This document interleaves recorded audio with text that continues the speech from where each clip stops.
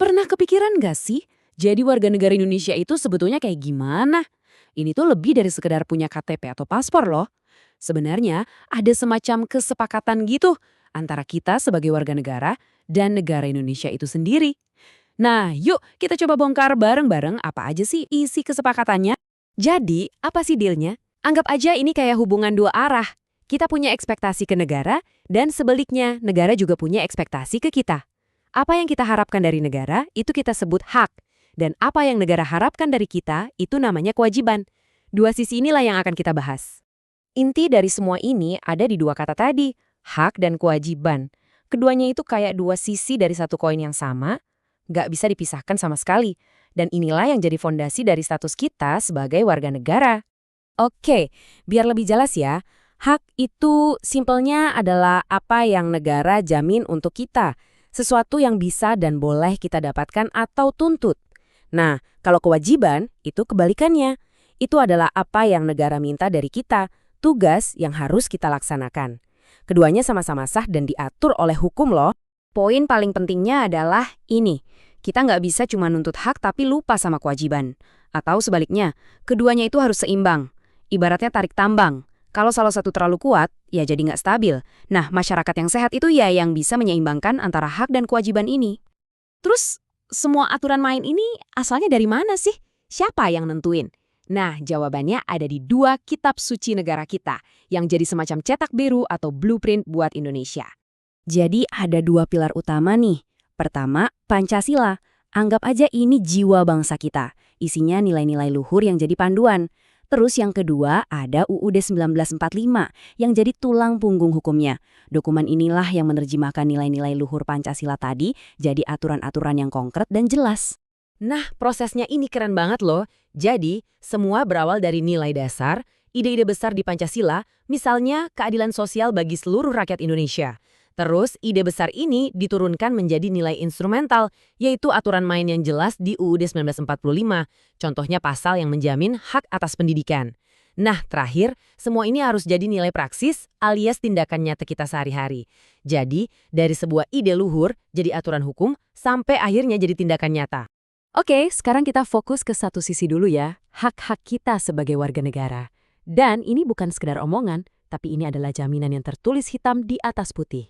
Penting buat diingat, UUD 1945 itu bukan cuma buku biasa. Ini adalah hukum tertinggi di negara kita. Artinya, setiap hak yang tertulis di dalamnya, khususnya di pasal 27-34, itu adalah janji yang wajib dilindungi oleh negara. Ini jaminan konstitusional kita, nggak bisa ditawar-tawar. Coba deh kita lihat beberapa contohnya. Kita semua punya hak atas pekerjaan yang layak, itu ada di pasal 27. Kita juga bebas buat ngumpul dan ngasih pendapat, itu jaminannya ada di pasal 28. Terus, hak buat dapat pendidikan, itu janji di pasal 31. Bahkan, negara punya tugas buat memelihara fakir miskin dan anak-anak terlantar, itu jelas banget di pasal 34. Jadi, ini semua bukan cuma harapan, tapi jaminan hukum. Dan semua hak-hak tadi itu nggak muncul tiba-tiba. Semuanya berakar dari nilai dasar Pancasila, terutama sila kelima, keadilan sosial. Lihat aja simbolnya, padi dan kapas yang melambangkan kebutuhan dasar kita. Jadi, semua jaminan di UUD itu sebetulnya adalah cara negara mewujudkan cita-cita luhur soal keadilan bagi semua. Oke, kita udah bahas bagian enaknya, yaitu apa yang kita dapatkan. Sekarang, waktunya kita balik koinnya.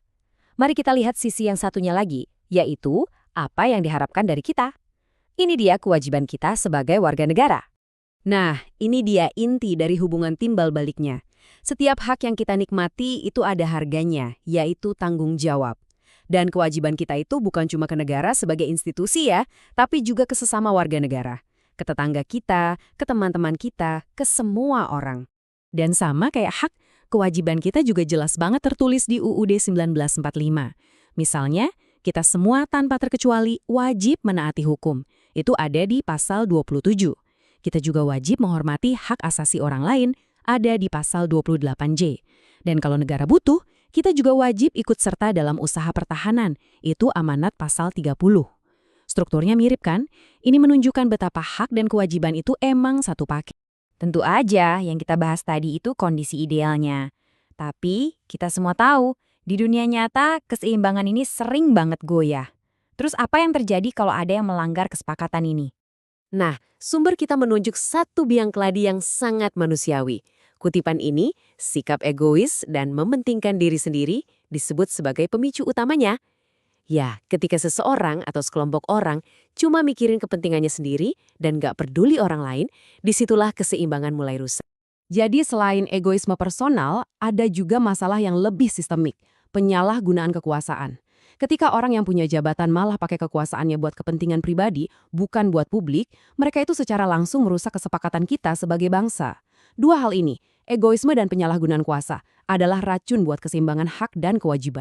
Untungnya ada sistem buat menangani ini lewat dua pendekatan. Yang pertama itu preventif, alias mencegah sebelum kejadian. Contohnya, ya pendidikan kewarganegaraan di sekolah, biar kita semua sadar. Terus yang kedua itu represif, alias menindak setelah kejadian. Contohnya, aparat hukum yang menangkap pelaku pelanggaran. Keduanya mencegah dan menindak sama-sama penting. Nah, setelah kita lihat kedua sisinya, kita kembali lagi ke pertanyaan paling fundamental. Mana yang harusnya didahulukan? Nuntut hak kita dulu atau jalanin kewajiban kita dulu? Apakah kita harus nunggu negara sempurna dulu baru kita mau jadi warga negara yang baik?